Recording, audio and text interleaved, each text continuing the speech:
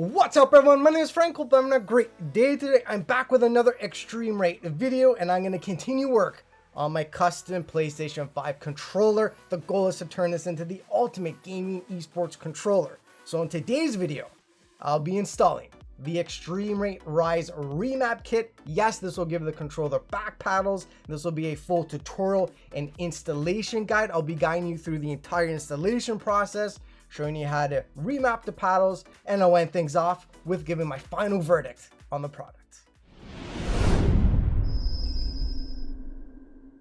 As always, I'll leave timestamps down below in the description so y'all can skip to whichever part of the video that you want to see first. If you're looking to purchase the product I'm showing off in today's video, or any of the EXtremeRate products for that matter, head on over to the gamingcobra.com website and use code SPARA at checkout to save 10% off of your purchase.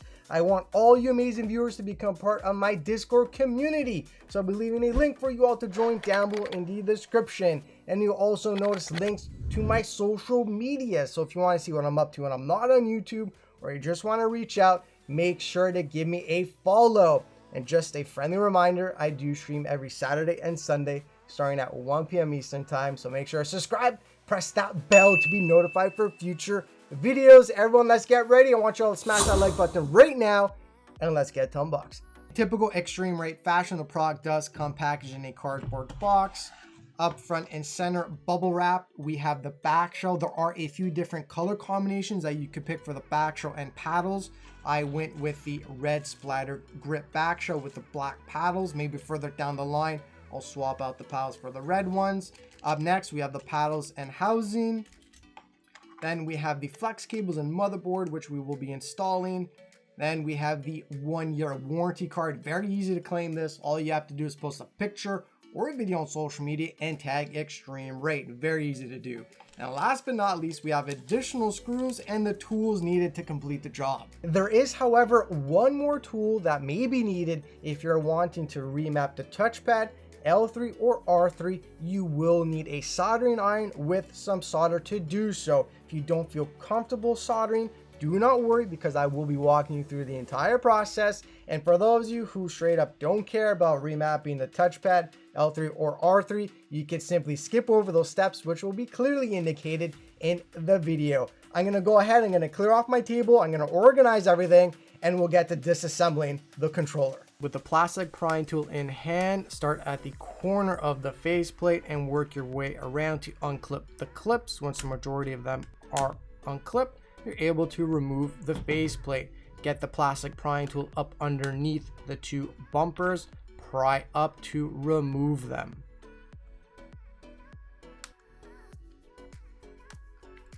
We are then going to remove the two top screws and two bottom screws, which are holding the front shell and bottom shell together. With them removed, get the plastic prying tool and start separating the bottom shell from the front shell. Do not forget those two bottom tabs. Make sure to unclip them. Once the majority of the clips are unclipped, you're able to pry up on the bottom shell to separate the two shells, and we can remove it. We are then going to remove and disconnect the battery, followed by unscrewing the screw holding the battery plate down and the flex cable for the speaker. I'm going to start off with the flex cable. I'm not going to disconnect it. I'm simply going to unclip it from the housing. With the screw removed, I'm then able to remove the plate. Keep the assembly together. Next, we are going to remove the flex cables. I'm going to start off with the bottom flex cable for the mic. Unclip, and I'm then going to unclip the flex cable for the touchpad. Next, we are going to fully disconnect and remove the flex cables for the motors. Fully remove them because we will be replacing them with the flex cables provided in the kit.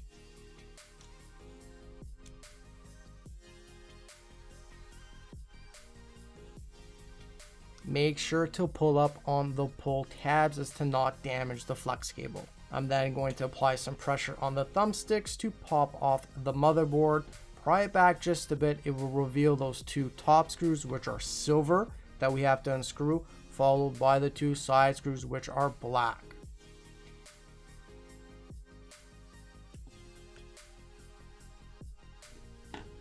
Once unscrewed, we are then able to remove the middle assembly and separate it from the front shell. We're going to start work on the touchpad, pop it off, and unscrew the 2 screws holding down the black plastic and clear plastic housing. Locate the soldering point on the touchpad motherboard. We will have to solder the wire provided in the kit onto this point. With a hot soldering iron, apply some solder onto one end of the wire. Properly position the wire onto that point to solder on. With some firm pressure down on the solder, weld the wire onto that point. Once cooled, give a firm pull on the wire to make sure it is nicely welded on and secure. Next, reassemble the touchpad housings. Make sure the flex cable and the wire go through the slot.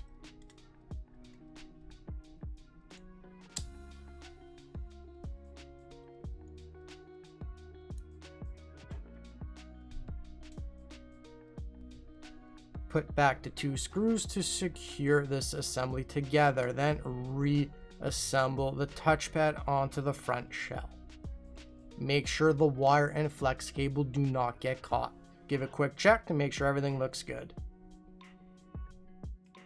We are then going to reassemble the middle assembly with the front shell.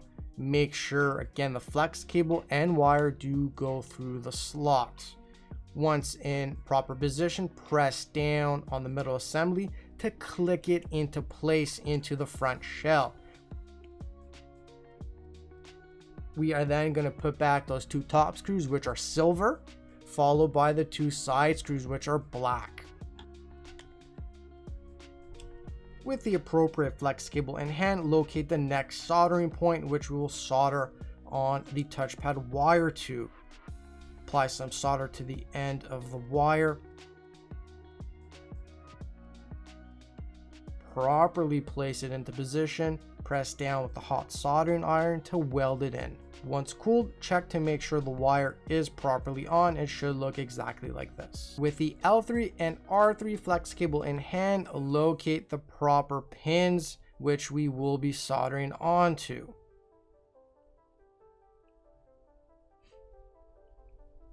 With the flex cable in position, add some solder to the tip of your soldering iron and firmly press down onto the first soldering point to weld it in.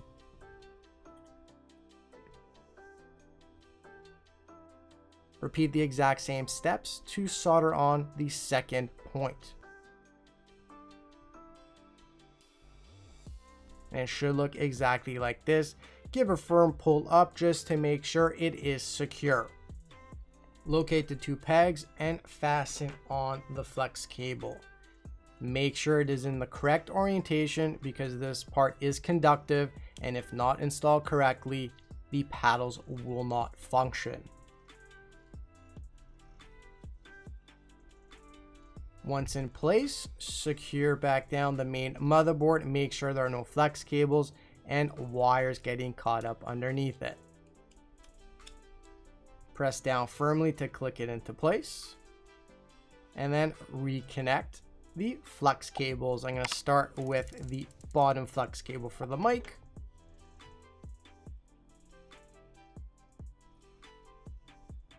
Followed by a flex cable for the touchpad.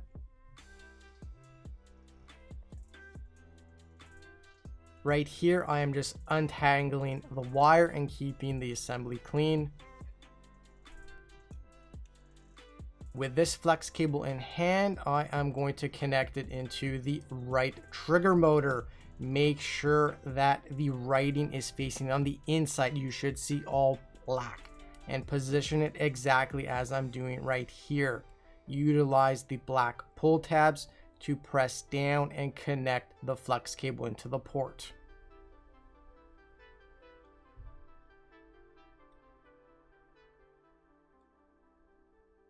Repeat the exact same steps with the flex cable for the left trigger motor. This again goes in one way with the writing facing down. Facing you should be all black.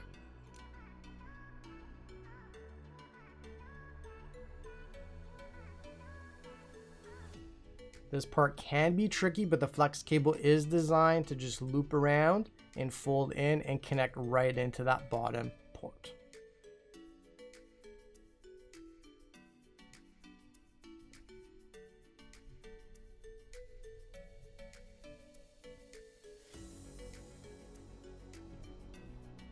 With the flex cables in, we are then going to reassemble the battery assembly, starting with the battery plate. Again, make sure it is not getting caught on any wires or on any flex cables.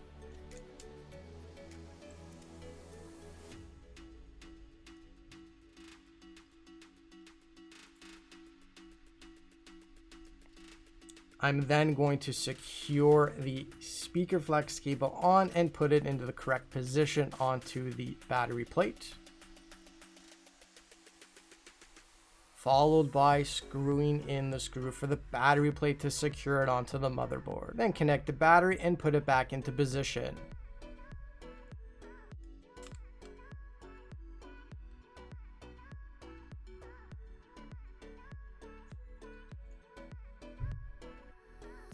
I am then going to align the flex cable. This is a perfect cutout, so it fits in one way. Remove the two-way tape and align it with the top corner of the battery. Press down firmly to secure that two-way tape and lock it into place.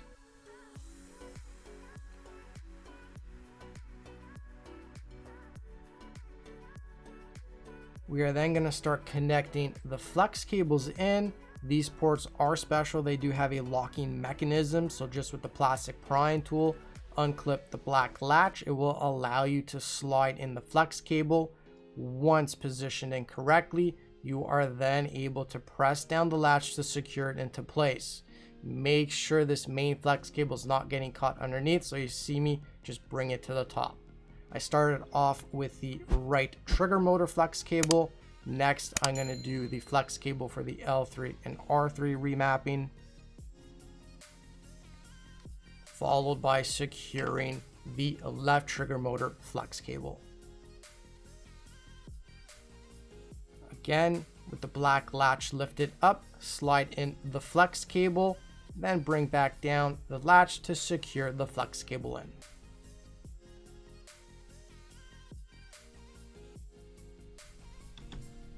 I am then going to neatly tuck and run the wire around the edges of the controller so it does not get caught when I reassemble the bottom shell. Tuck it in as best as you can. We are then going to start work on the back shell, starting with the main housing for the paddles. Align the 4 holes together, press it in, and we are going to screw it from the back side. There is a total of 4 screws to install.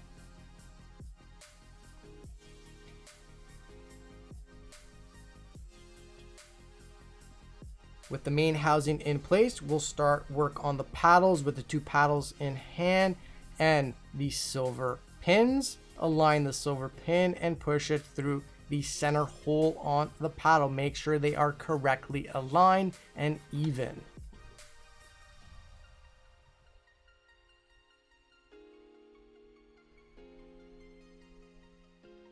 The paddles go in one way, so make sure you are correctly positioning them. Align the silver pin on the slots and press down firmly. It will clip into place. You'll hear a loud clip. That's how you know it's secure and in position. Make sure you are clipping in the top and bottom of the silver pin. It does have to click in on both top and bottom positions. Feed the flex cable through the bottom shell hole.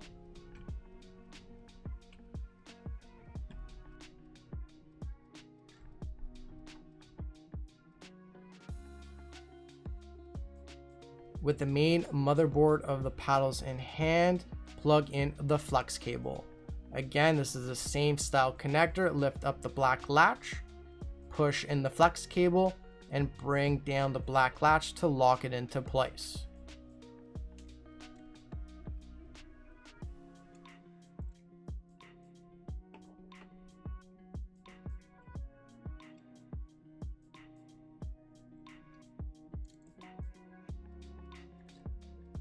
Position the motherboard incorrectly, it will sit underneath the two bottom tabs and it will align correctly. We will then have to screw in the top screws.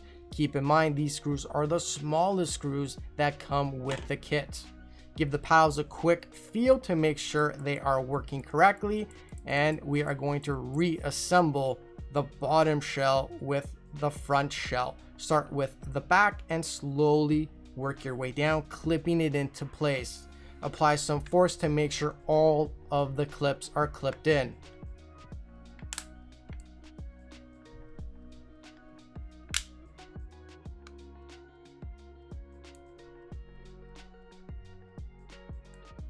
We are then going to finish up the cover for the paddles. These components go in one way. We'll start with the button. This will just clip into place.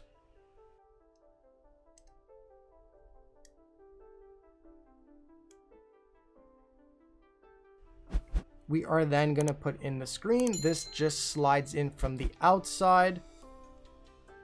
And on the inside, it does seat on the two pegs, so make sure you are firmly pressing down to secure it.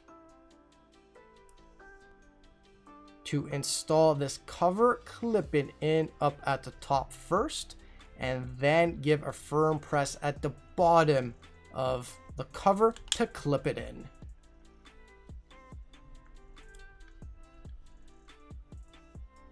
We will then need to reinstall the two top screws and two bottom screws to secure the shells together.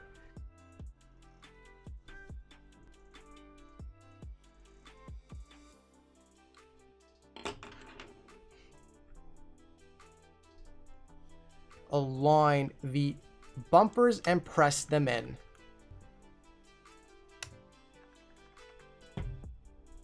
We are then going to line the two top teeth of the faceplate, push it in, and then slowly work your way down, clipping the faceplate in.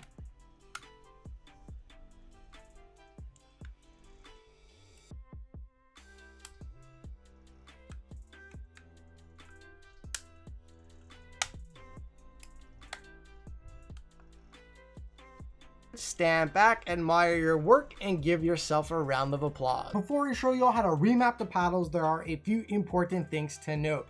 The paddles are a simple mimic function. When pressed, they mimic the stock button that it is assigned to. So you are not able to remap 2 or 3 button presses to one paddle. It does not work like that. Again, the paddles simply mimic the stock button that it is assigned to. Also, you are able to remap a total of 15 buttons on the controller, which is pretty cool. The only buttons that you're not able to remap are the PS button at the bottom, and the 2 top buttons. In order to remap the paddles, we have to enter into remapping mode. In order to do so, you're going to press and hold the button on the back for a few seconds. You will see a red light turn on. Release signifies that we are in remapping mode. Now, in order to remap the paddles, you are going to press and hold the paddle that you want to remap, and press and hold the stock button that you want it to mimic. So I'm going to go ahead and pick square. So I'm going to press and hold paddle and square at the same time for a couple of seconds. You'll see that red light flash rapidly, which signifies that that paddle is now mimicking square. You're going to repeat the exact same steps for the other paddle. Press and hold paddle, press and hold X for a couple of seconds. Rapidly flashes, release, signifies that that paddle has successfully been remapped. Now, in order to save our configuration, we are again going to press and hold the button on the back for a couple of seconds. We're going to wait till the LED red light turns off, release. That indicates that our paddles have been successfully remapped and saved. Now, in order to reassign the paddles to another stock button press, we have to re-enter into mapping mode. In order to do so, press and hold the button on the back for a couple of seconds. You'll see the red LED light turn on. Release. We are in remapping mode. Next, we have to clear the paddles. In order to do so, press and hold the paddle that you want to clear, and press and hold the stock button that it is mimicking in order to clear it. So I'm going to press and hold left paddle, press and hold square for a couple of seconds. You'll see the red LED light flash slowly, which signifies that that paddle has been cleared. Now you're able to remap it to another stock button. Very easy to do so. Again, press and hold paddle, press and hold the button that you wanted to mimic for a couple of seconds. LED light rapidly flashes, which signifies that that paddle has been remapped to another button. In order to save everything, press and hold the button on the back for a couple of seconds. You'll see that red LED light turn off, signifies that our paddle has been remapped and saved successfully. After using these paddles for a while now, it's time for my final verdict. And let me tell you, this eXtremeRate Rise Remap Kit has impressed and surprised me. I am very, very satisfied with it. Comes in at only $50. Save a couple bucks, apply my discount code SPARA, and it's a no-brainer to purchase this kit. Solid product design all around. Very simple, very straightforward installation process, which is what you want, not overly complicated. The most difficult part is the soldering, but let's face it, most of y'all are simply gonna skip over that step because it's not common to remap the touchpad, L3 and R3. So installation process is very simple, very straightforward. Also very simple and straightforward to remap the paddles, not overly complicated, very simple, which is what you want in a product. You don't want an overly complicated product to use. Now let's talk about these paddles.